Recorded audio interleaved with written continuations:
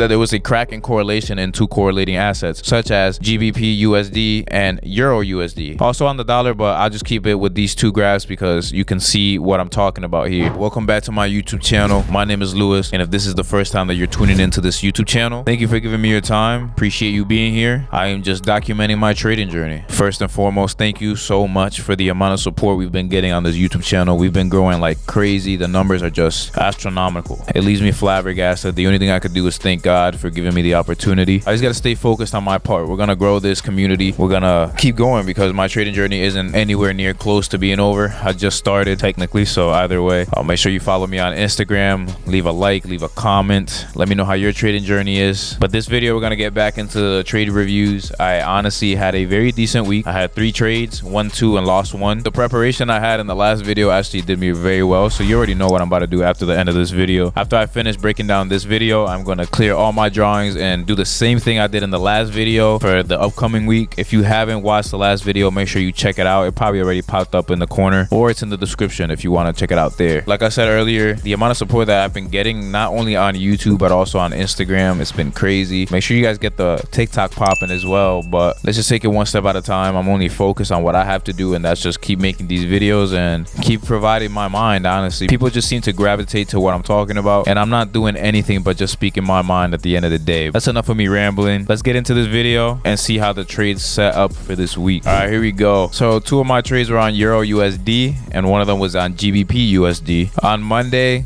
like I had planned, I said that, well, I'll show you in the higher time frames, but so like I said in the last video, I was expecting price to go up on Monday, fill in this fair value gap, starting the top end of the wick for the weekly, and that's exactly what ended up happening. Monday just rose up, going into Tuesday, and then from Tuesday just started breaking down towards the end of the week, and we had a bit of a retracement on Thursday, and then finished the week by today, Friday, going down and going up a bit to form the bottom end of the wick for this week. But like I said, I was expecting price to go up on Monday and the real expansion to be down for this week, since I believe, and I still do, that I still believe that the higher time frame draw on liquidity are these lows down here from the previous month and a monthly fair value gap that you can see marked out right here as the blue. But either way, let's get into the trades. So what I did coming into Tuesday, I knew that price was going to come up into the 4-hour fair value gap, and it did so on Monday and rejected. But then on Tuesday, early in the London session, just came up and then had this bit of a Judas swing down to trap sellers in the wrong direction so that they could be taken out, because technically they would have had their stop losses above this high right here. We never came down to this low to break structure either way, so I just waited very patiently, and I don't remember if there was news on Tuesday. I can't remember if there was news on Tuesday, but if there was, it didn't have too much impact on the actual price. I knew we were coming down for the expansion of the week, so I just stayed very patient, and once we formed this high right here, we had a high to the left and a high to the right. This was an intermediate term high. What I did was stay very patient. Saw price go down, go up, and I was watching it on the 15 minutes. So once it hit 7:30, I drew out my true New York open and I just waited for price to break down. Once it came down here, I was very tempted to enter in this fair value gap. It's a small tiny fair value gap, if you guys can really see it. There's this small fair value gap here. I was tempted to enter in there, but I didn't because it was still a bit early, and I think we had news at 9 if I wasn't mistaken. But we came up. It gave me a chance. I could have had an entry here on the smaller time frames, but I didn't take that entry. I waited and I waited, and then we had displacement to the downside, breaking structure below these lows, taking out this liquidity. So technically we had taken liquidity. Technically we took liquidity here. We broke down to the downside with displacement, left a fair value gap, which was what I entered off of, and then price just melted down. It wasn't, and since I was bearish, this was exactly what I was waiting for. It could have been, I could have been wrong and it could have took me out, but as you can see, price came back up to the New York True Open, just above it by 1 point if I'm not mistaken, and then broke down. I was in the trade for about an hour and 30 minutes, so it didn't really take that long, and I targeted both the lows below London and Asia. That is the trade that I took for Monday. Like I said, I was looking at it on the 15, and then this is how it looked on the 15 minute. Once I seen these 2 candles right here, I knew that if I went down into the smaller time frames, I was gonna find a fair value gap in there somewhere. So I went down into the 5 minute, and as you can see right here, we had the fair value gap, and that's where I entered. Yeah, I didn't have much drawdown, just a bit on the candle that I entered, but then price just melted after that, so can't be mad about it. It was a win. So let's just head to the next trade on Wednesday. So for Wednesday there was no news, so it was a no news Wednesday. I still was bearish because I knew the expansion was going to be going down for the week. We ended up forming another 4-hour SIBI, sell side imbalance, buy side inefficiency, which means that only sellers got in, which means we were just going down the whole time. I was expecting price on Wednesday to start coming up into the 4-hour SIBI and then break down, and that is exactly what it did. But there's something here that I have to talk about because it's fairly new to me, but it's highly effective. Honestly, I see a lot of high-level traders or traders that have been around for a long time use this, so I'm gonna work really hard to end up perfecting it, and I'm gonna explain it the best that I can. So if I'm not explaining it the best that I can, pardon me, excuse the ignorance for now. I'm gonna master it soon enough, and then I'll be able to talk about it more clearly. But I just want to talk about it right now because it did help in this trade. So as you can see, we ended up coming out of Asia and going up, taking out buy side liquidity in Asia, then coming down and failing to take out the sell side liquidity in Asia. I paid attention to the candle and saw this really long wick, which just made me believe that price was gonna go higher. I was obviously not in the market at this time. I got into the market around 7, around this area, if I'm not mistaken. I entered at 7:15 in that candle. I had just gotten to work and I pulled out my phone and I saw this. First and foremost, we had an inverse fair value gap, so I knew that if price were to come back up into this area, it was gonna end up probably respecting it and then heading down, which was my overall bias either way. I also noticed that we had reached into the 4-hour SIBI and then reject with this big wick, leaving a fair value gap, and like I said, inverse fair value gap as well. So I bet on that and took the short. But what I also noticed, and I'll get the graph here as best as I can. So this is what I noticed right here. It was an SMT divergence, which means that there was a crack in correlation in two correlating assets such as GBP USD and Euro USD. Also on the dollar, but I'll just keep it with these two graphs because you can see what I'm talking about here. These two assets are closely correlated. So as you can see here, when I have my cursor going around, you can see that it shows on both graphs, and that at the time that I have the cursor at, you can see that on both graphs it's the same time. So I just found it very interesting how we had formed this high on both graphs at 5:15 a.m. As you can see here, at 7:30 on GBP USD, we ended up forming a higher high and sweeping the liquidity above that high. But the cracking correlation happened in Euro USD when price failed to make a higher high and sweep the liquidity above this high. As you can see, price just broke down, and the better trade honestly would have been in here on GBP USD, probably on the lower time frame. See, I can see there's a turtle soup right here that would have been a better trade honestly if I would have targeted these lows down here. But I can't be mad. The trade that I took, it was a 2-to-1 risk to reward ratio. So for every dollar I risked, I was trying to make $2, and that is the minimum that I take on any trade, and it ended up working out, as you can see. But let me get back to just the one chart. As you can see, SMT is very powerful, and I'm gonna use it not only in Forex, but once I start trading indices, I'm going to start using it in that as well. But the way that I'm starting to understand how these markets book, it's just getting very interesting. So I'm just gonna not get too ahead of myself and enjoy the process. Let's get to the trade that I took on GBP USD. As you can see, Thursday was a lot of news that day, but it didn't have that much of an impact or manipulating impact on price. As you can see, the 8:30 news right here, and then what was it? I think it was like 9:45. There was another bit of news. This is the trade that I ended up taking. I saw that there was a 1-hour fair value gap up here. I thought price would maybe come up to this 1-hour fair value gap and then reject, coming for these lows, and then go in for a lower objective, something like these two lows from Friday. As you can see, price just said no and took off. It was actually just gonna be an update. I had my bias wrong because it is the typical reversal Thursday. So once I seen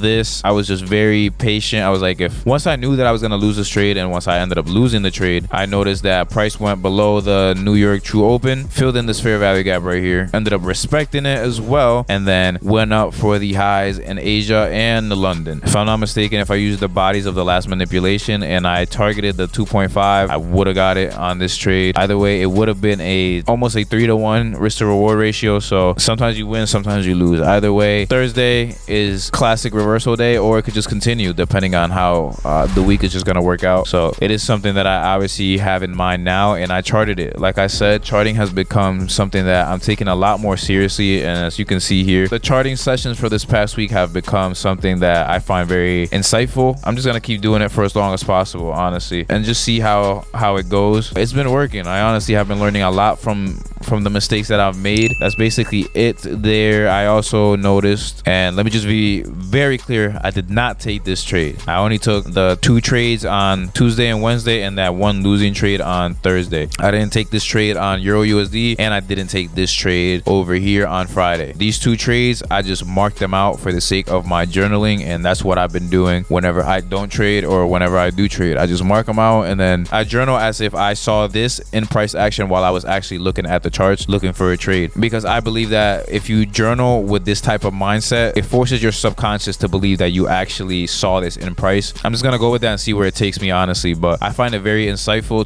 just to look at price the way I've been looking at it and charting it the way I've been doing it in order to take my notes. Like I said, as you can see, we came up and swept the liquidity above Asia. There was no SMT on either of these days. I made sure we ended up coming down, creating the low for the day in London, and then for New York we ended up coming up, and then price manipulated down into this fair value gap, respecting it and reaching up for the 2.5 on the fib. And like I said, I got that from measuring these 2 last manipulation candles, and yeah, it would have been a almost 4-to-1 risk to reward ratio on this trade. Like I said, I didn't take this trade. I only marked it out like this for the sake of my journaling. I believe that everyone should do exactly this on days that they do not trade. Either way, let's head into Friday. Today, Friday, it's Good Friday, honestly, and I don't believe a lot of people ended up trading. I know indices were closed. Price action was very choppy, as you can see, but there was 1 trade that I could have taken, and I just didn't take it because I was honestly just looking at price, and I would have had a 1 candle, 1 of 4.5 risk to reward ratio on this trade.